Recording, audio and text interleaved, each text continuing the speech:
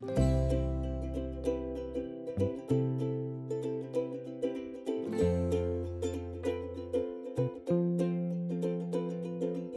here is a good view of the Minneapolis skyline, the Cherry and the Spoonbridge, the Blue Rooster, and the Basilica of St. Mary, and the ducks!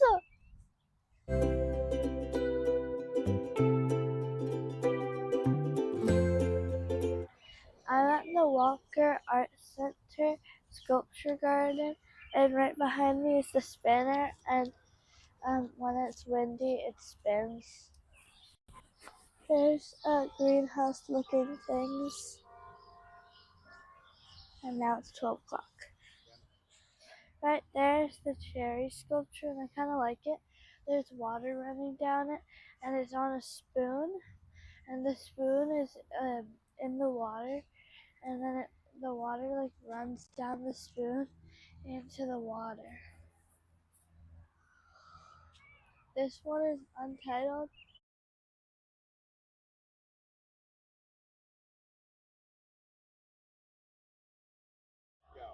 This is the Blue Rooster, and it is really impressive, but I don't know why, but I don't really like the face. I think it just looks really grumpy, and this is the most famous statue, and also the cherry and the Blue Rooster are the most famous statues here.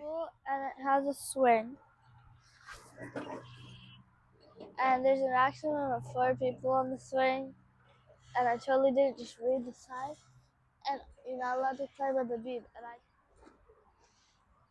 this statue is cool because it has a swing.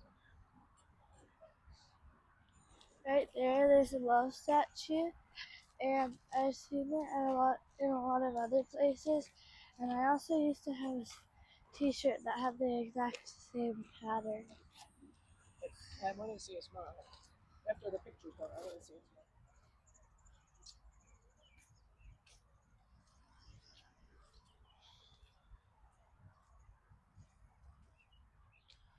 smile. This is Woodrow, and it appears like it looks like it's made out of wood, but it's made out of bronze, and the sticks were like are in bronze, so then it kind of looks like sticks, and it's a horse.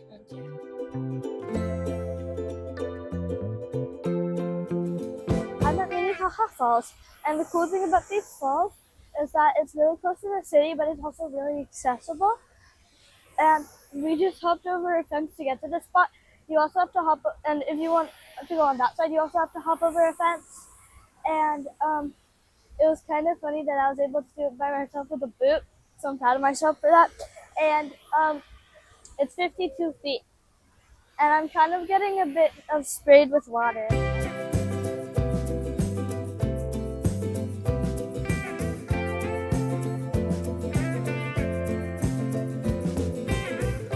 This is about the flower tower, and it has like if you're in an elevator, and you kind of go up, and you kind of go up to see different exhibits that were just like how it was when the mill was still working and stuff, and it's cool, and you have a guide. Know what the kind of 3 basic things a fire needs are? For it?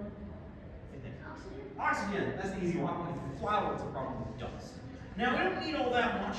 I'm going to put in, a scoop there into our little contraption here. What do you think? One more? Yeah. Yeah. I like how you think. Let's do another. Alright, so I've got that loaded in there. Working. That sounds alright. Alright, if you'd like to cover your ears, this is a good time. If you'd like to start recording, it's a good time. We're going to do this in 3, 2, 1. Hey! And that is how dust can level a flour mill. Thank you all There's the Stone Arch Bridge, and it was built in 1883. There where it says Pillsbury, I can't read the rest of the letters because I don't have my glasses, but that was built in 1910, and it's the Pillsbury Red elevator, I think. And the building next to it, the brown one, is the Pillsbury flour mill, and it was built in 1917. And over there is the St. Anthony waterfall, and it doesn't have food. Can you hear me? Because I like food. Food.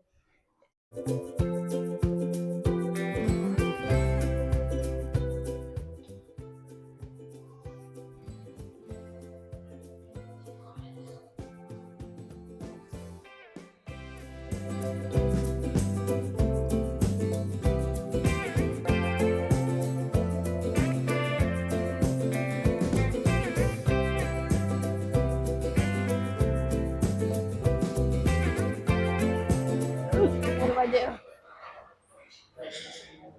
What do I do with this?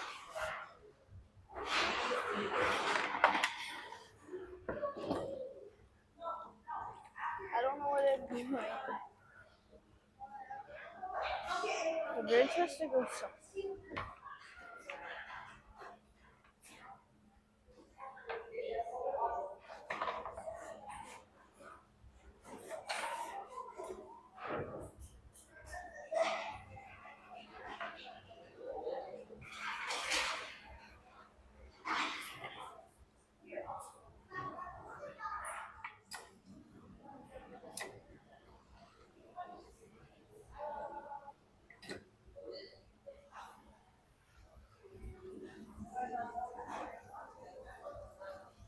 I'm stuck.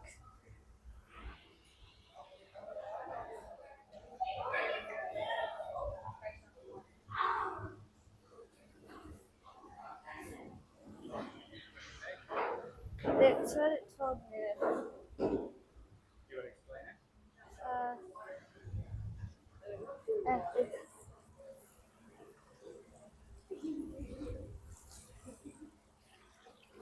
want to see what this thing does. Ooh, water. Ooh, water. Water.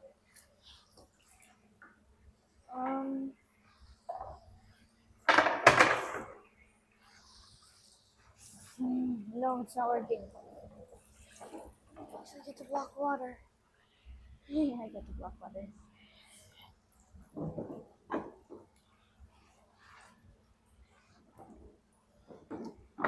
Oh, and she's gone.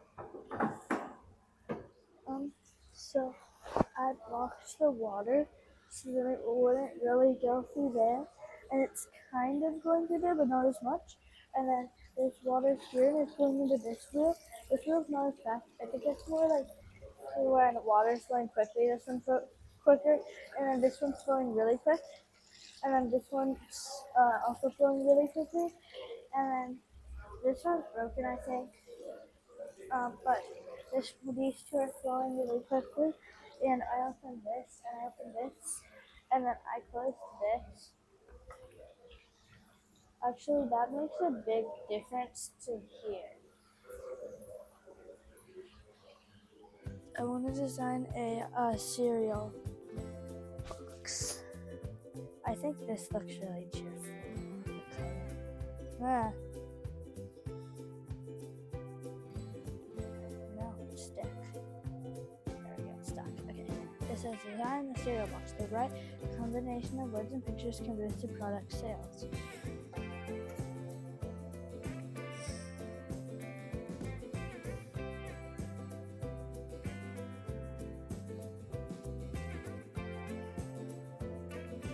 I'm gonna catch up.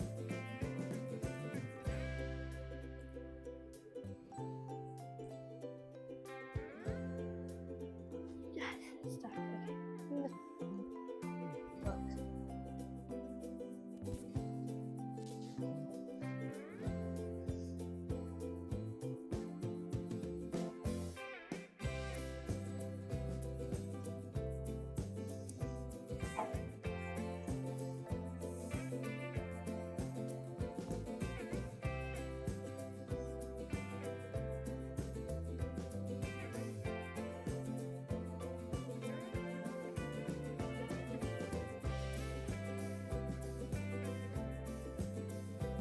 There's plates with signs, and I guess I'll just go around with each chair And this one says, some crews would eat in shifts so the engine and grain separator would never have to shut down. Barbara Whitman said that. We make 14 pounds of butter a week from 3 cows. I have 100 pounds already packed. And Mary Dodge Woodward said it consisted of cooking, and the weather was hot. Flies were constant. Mary Lou Whitman said that. In the threshold season, a hog and beef were killed each week to supply the table needs. And then Hiram Dratch said that. 3 hot meals a day were provided before 6 a.m., at noon, and at 7 p.m., and Finley Dunn said that. I baked 47 loaves of bread today, not to mention 21 pies and puddings, cakes, and donuts. Mary Dodge Woodward.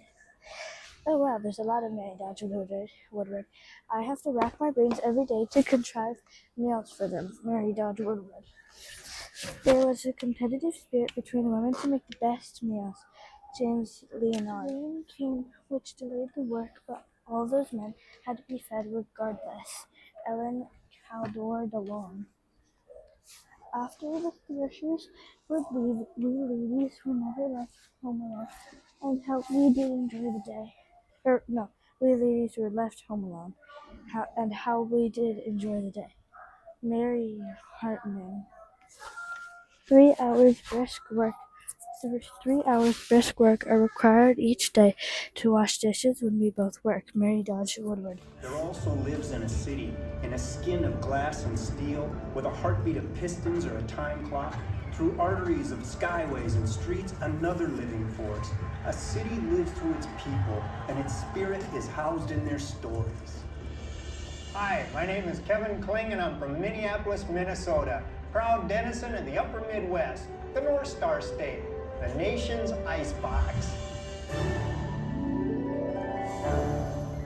No, I think it has to do with the landscape. I think it has to do with a waterfall.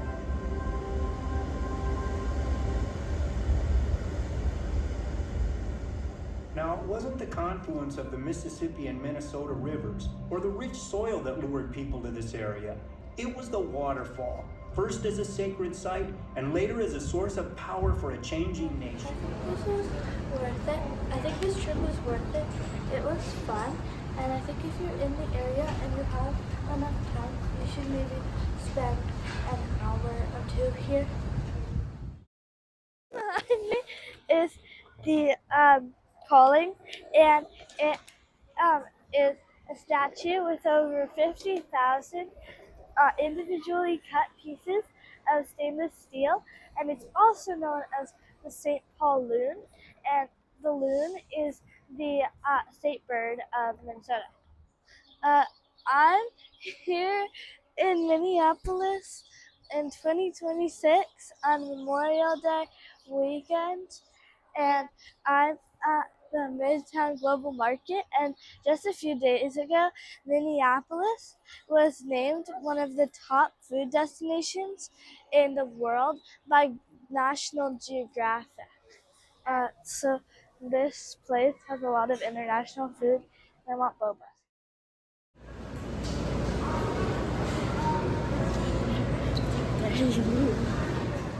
So I got boba, and the top of it is kind of like smoothie. Like, hold on, watch this. It was better before when it was more frozen. But when you stick it in, it like does that. And I also got to make my own sushi at that sushi place, and I put cream cheese, avocado, and salmon in it. And I'm pretty sure that's a roll because I've had that before. I don't really like the smoothie part of it, but the bottom is not smoothie part, so that's good.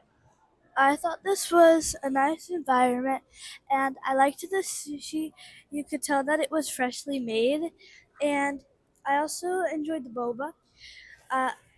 And I think this is a pretty nice environment, and I think that if you're in the area, maybe you should stop by.